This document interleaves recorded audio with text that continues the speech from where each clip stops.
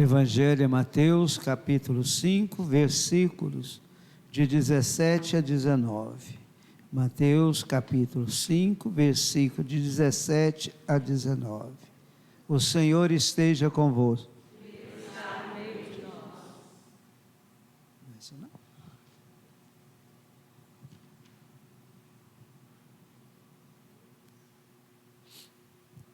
Proclamação do Evangelho de Jesus Cristo segundo Mateus.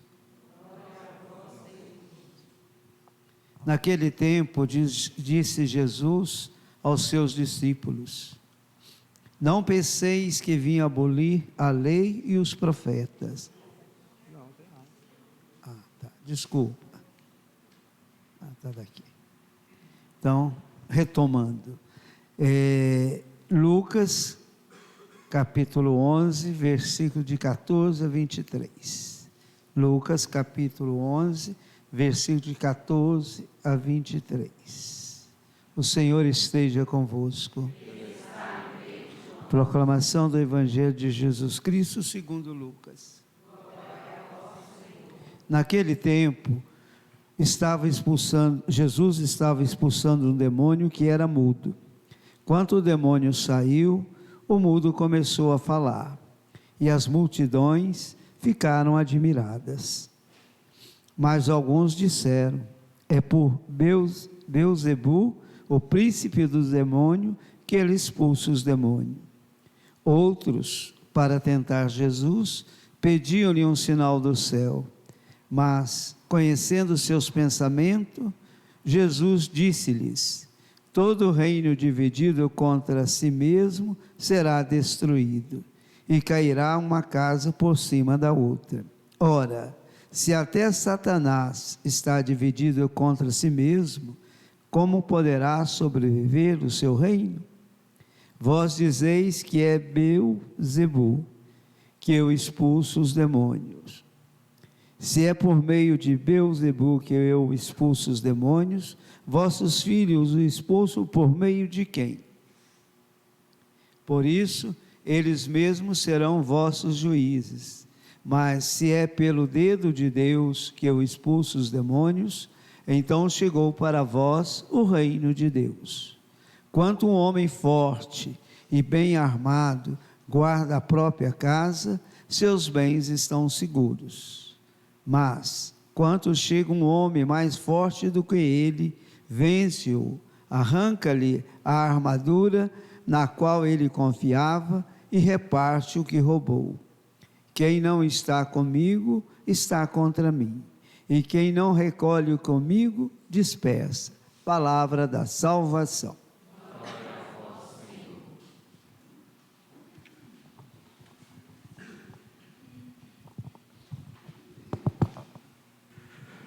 Queridos irmãos e irmãs, nós acolhemos, como sempre, aqueles que estão participando da Santa Missa conosco. Hoje mais 300 pessoas estão celebrando também nesta quinta-feira conosco. E dentre vocês que participam da missa pelas redes sociais, nós destacamos aqui alguns, né? O Francisco e a família, que está em Brasília. Francisco, a você e toda a sua família, a bênção, a graça de Deus nesta quinta-feira de adoração. A Maria da Glória, em Trancoso. Maria da Glória, Deus abençoe você, abençoe tua casa, tua família, toda a sua comunidade. A Elza, em São Miguel do Guaporé, Rondônia. Elza, Deus esteja contigo, filha. Deus abençoe tua casa. O Paulo, aqui em Montes Claros. Deus te abençoe, Paulo, abençoe aí toda a comunidade de Montes Claros. Amados irmãos e irmãs, ouvindo a primeira leitura e até como providência o início do Evangelho de ontem, eu me ponho a perguntar, né? Como é que vai ser o nosso encontro com Deus? Porque vocês que estão aqui, mais ou menos os conheço, Vocês que estão aí, nem todos, mas sei que tem muitos conhecidos que estão aí, né, participando, celebrando conosco. Como é que nós vamos dizer para Deus, eu não sabia? Como é que nós vamos dizer para Deus que eu não tinha conhecimento? Nós participamos de missa, nós ouvimos o Evangelho, podemos até não obedecer o Padre Gilson, que fica enchendo a paciência para ler Bíblia todo dia, mas eu tenho contato com a palavra de Deus. Eu não posso dizer que eu sou um homem, uma mulher que nunca ouvi falar. Poxa, eu participo da missa, eu comungo, né? Confesso de vez em quando, participo de encontros, etc. Como que eu vou dizer, eu não sabia? Como que eu vou falar isso? Por isso que eu pergunto para vocês, como é que está andando isso? E vocês sabem, é muito importante as coisas celestes, sermos curados, libertados do demônio e etc. Mas se a gente não virar um homem melhor, uma mulher melhor, o que vai adiantar isso?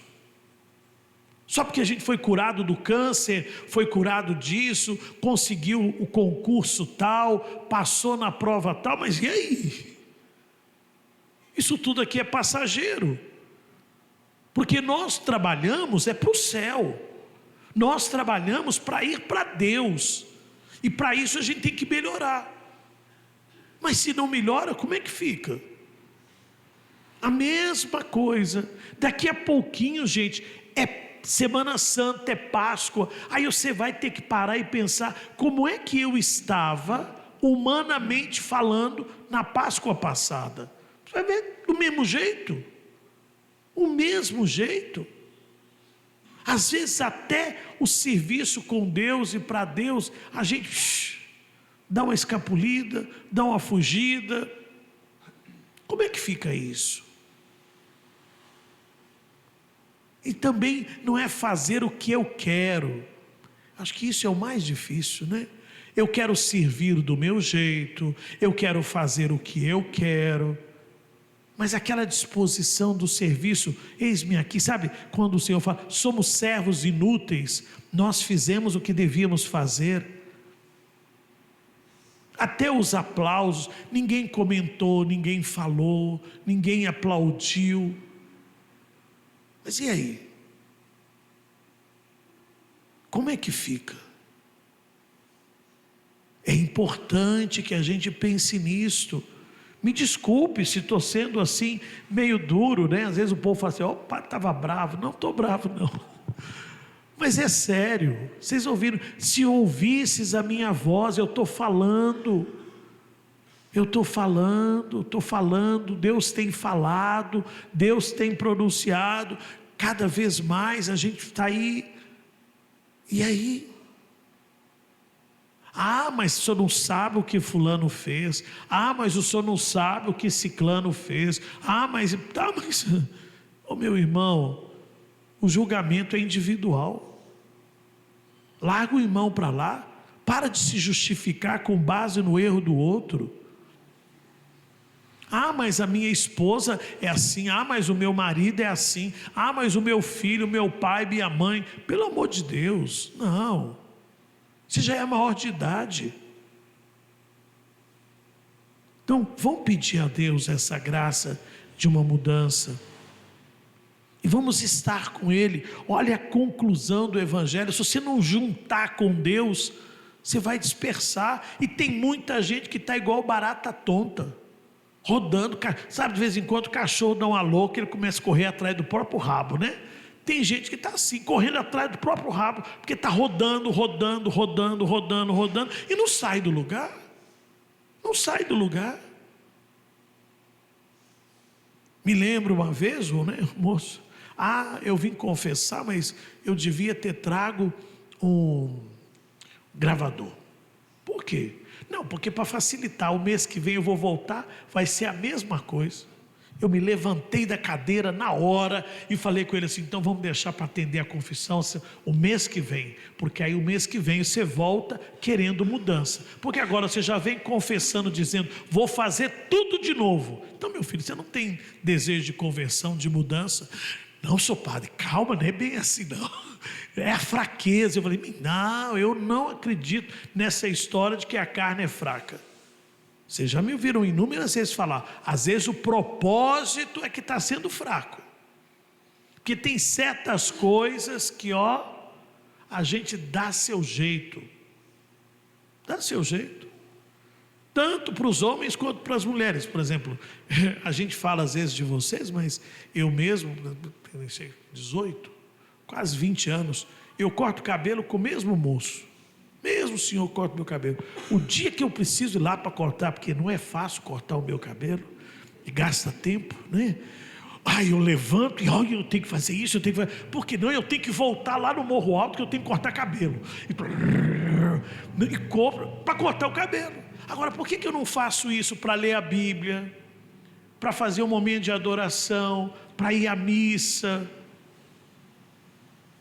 Não, mas mas eu tenho que ir. Não posso deixar de jeito nenhum.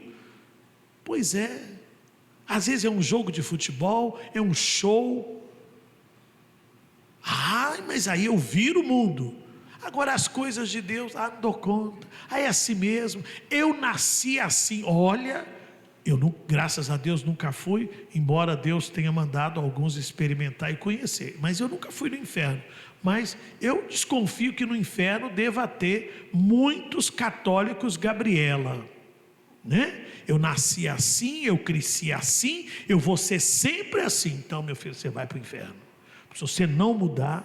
Porque, gente, não tenha dúvida, pense num trem bom, multiplica por 3 milhões, pega o resultado e multiplica por 20 trilhões, ainda não dá a bondade de Deus, porque a bondade de Deus é imensa. Mas no dia final, este homem bom terá que ser justo, porque será o julgamento. E a gente não espera de um juiz bondade, a gente espera de um juiz justiça. E ele diz: cada um será julgado segundo o seu comportamento, a sua conduta. Não é a conduta do outro, é a sua, é a minha conduta, é como eu me portei diante daquela situação, como é que eu lidei com aquilo. É isso que vai fazer a diferença. Por isso que a gente reza, por isso que a gente comunga, por isso que a gente lê a Bíblia, por isso que a gente vê a vida dos santos, para que a gente aprenda a lidar com as inconstâncias da vida, com os momentos difíceis, com os momentos de perda, de morte, de doença, de atrevimento. É para isso que a gente reza, para que a gente consiga verdadeiramente saber se portar no meio dessa adversidade. E é por isso que o Padre que vos fala sempre diz que o símbolo espiritual do comportamento humano que ele tem é o da garça. O da garça. Ainda mais agora com essa chuva toda. Você vai ali na Lagoa da Pampulha, ela está lá na beirada, andando, pisando naquele barro, naquela coisa toda, mas a sua peninha está branquinha, porque embora esteja numa situação ruim, ela não se deixa contaminar. E penso isto por causa de João capítulo 17, a oração sacerdotal de Jesus. Ele diz: Pai, eu não te peço que os tire do mundo, mas que o Senhor os preserve do maligno. Ser cristão, ser de Deus, não é entrar numa bolha. Ser cristão é permanecer aqui no mundo enquanto Deus quer, mas sem se deixar contaminar pelo mundo. E Paulo fala disso tão bonito, né? Quando ele diz: eu queria morrer para estar com Cristo, mas se permanecer na carne é vontade dele, eu permaneço.